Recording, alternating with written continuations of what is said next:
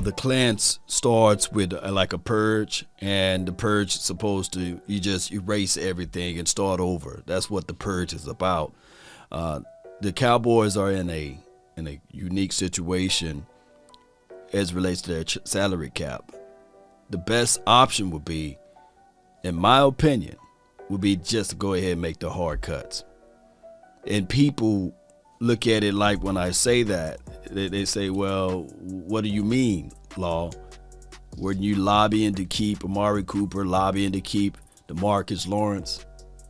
Yes, but the problem is the way and the nature the Cowboys organization like to do those things. They like to hold on to players for so long, whereas they diminish their trade value. And this is the situation that I'm angry and frustrated by. You don't have to sully the player. You don't have to smear the player's name. If anything, you speak positivity about the player, and from there, from there, you use that as leverage. You create the trade value. For example, what I was saying with Amari Cooper, it's crazy for the front office or the organization to leak out whether they were right or wrong about the lack of effort on the play of blocking. It's crazy to now release the information that Demarcus Lawrence refusing to renegotiate his contract, right? It would have been a greater move for the Cowboys. Just hear me out, Cowboy Nation. It would have been a greater move for the Cowboys to say, at this point, we're strapped for cash. We are. And we're going to make some hard cuts. Or, we got these guys that we have to release. We are seeking trade options. That would have been a better situation versus sullying or leaking out information, sources says, or what have you, by the way. And that muddies the water. That's my stance on it, right? At the end of the day, we bleed silver and blue. We want what's best for the team. The untouchables right now is Ezekiel Elliott contract, right? He'd already restructured his contract and they moved some money around. And the other untouchable right now is Dak Prescott. I believe he already restructured his contract, right? $15 to $16 million that the Cowboys will save to create more space. So the only thing that I can look at it from my perspective would be for the Cowboys to do those things. Stop pandering around, stop leaking information out, and just man up and say, hey, we're going to take this loss on the chin. And we want what's best out of you, Demarcus Lawrence. We're going to give you the option to trade. We want what's best out of you, Amari Cooper. You was a dynamic player for the team. We're going to allow you to seek a trade. Versus leaking this and that out and stretching this thing all the way out, and it's diminished the trade value of you, and that's just how it goes in this business. At the end of the day, we as Cowboy fans, we really don't give a dog, who is on the team. We rooting for the team, right? We root for the team, but we really don't give a dog. Like, it's not our money, basically. That's a better way to say it. We just want to win. We just want to win. There's people that wear lucky socks and lucky draws to every game because they believe that it helps the Cowboys win. There are people who refuse to change a shirt all year round because they want the Cowboys to win. And that's the reality of it from a fan perspective. And in Law Nation over here, we root for the team. It's a business. We understand the business cycle. But I believe where most people get angry and frustrated about is the way they handle their business. Now, far as for a few people say, hey, Law, are you having beef with Mike Fisher? No, Law Nation is not having beef with Mike Fisher. He's reporting the news. He's not creating the news. He's not fabricating the news. He's reporting what he get from his sources, right? So I have no bone to pick with Mike Fisher, but every decision that's coming from Stephen Jones is what I'm frustrated about. And hear me out, Cowboy Nation. The people that's leaking the information out to sully, to denigrate the players. This organization need a wholesale change. This organization need to be ran better. Their laundry list of issues comes from the top, baby. These contracts. It sounds brilliant when the players going along and getting along, right? The go along, get along, boys.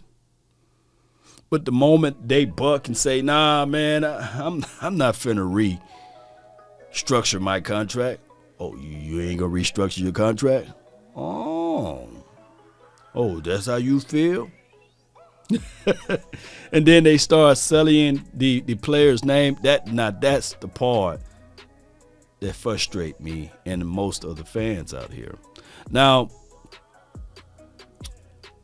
the re-up for Michael Gallup and the possible franchise tag of Dalton Schultz,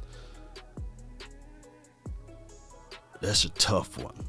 That's a really tough one, because I think the Cowboys should allow the open market to intervene. I think they should allow the open market to intervene.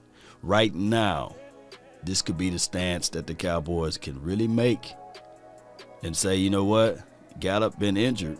And I know we like Gallup, right? But allow the open market to intervene. For Schultz, allow the open market to intervene. Do not put that franchise tag on him. No. That's $11 million. Let the open market. You got O.J. Howard out there. You got David Njoku. You got other guys out there that in this particular system that you can bring in for a cup of coffee.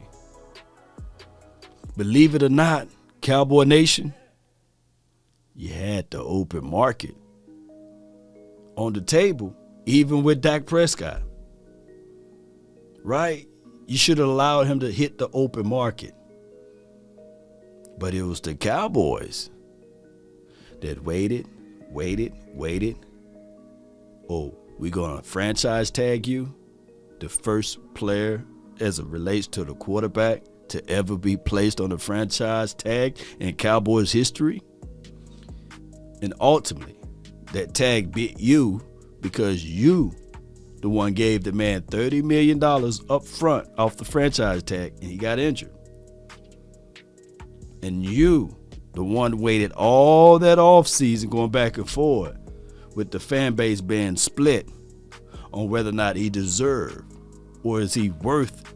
You see how all of this stuff is going? And all you had to do is allow him to hit the open market so you can get a good gauge of where your player is at, right?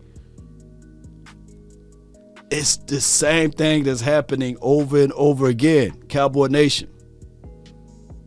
All you had to do for Ezekiel Elliott at the time is allow him to hit the open market. You see where I'm going with this, Cowboy Nation? If you'd allow him to hit the open market, because he was the one that asked him for his money, I think it was 2 years before his contract was due, and you paid him early. You paid Ezekiel Elliott early. You paid Dak Prescott late. Those are situations where that's where your problem is coming from, basically. Now, if you did the inverse, right? If you were to pay Dak Prescott early, you would have got him at $22 to $25 million, right? He will be just now finishing up his contract. But by you paying him late, now you have this big cloud over the Cowboys organization. And you know who else you didn't allow to hit the open market at the time and get something back in return? The same problem that we have right now with Demarcus Lawrence the first time around. You franchise tag him twice, But on the second franchise tag, you guys worked out a deal, right? But if you were to allow him to hit the open market at that time, right? Yes, he probably went to another team. But you would have got something back in return. There's things where the Cowboys must figure out ways to better will and deal. Now, the craziest thing of it all, with the Amari Cooper situation, we walked around with our chest out, right? The organization did, especially when they went and got Amari Cooper. We only spent a first-round draft pick for him, right? We only spent a first-round draft pick for him. And then 6 months later, you were the ones that paid the man, paid the man over $100 million that you're willing now to eat. All you had to do is after you spent that first round draft pick on him, right?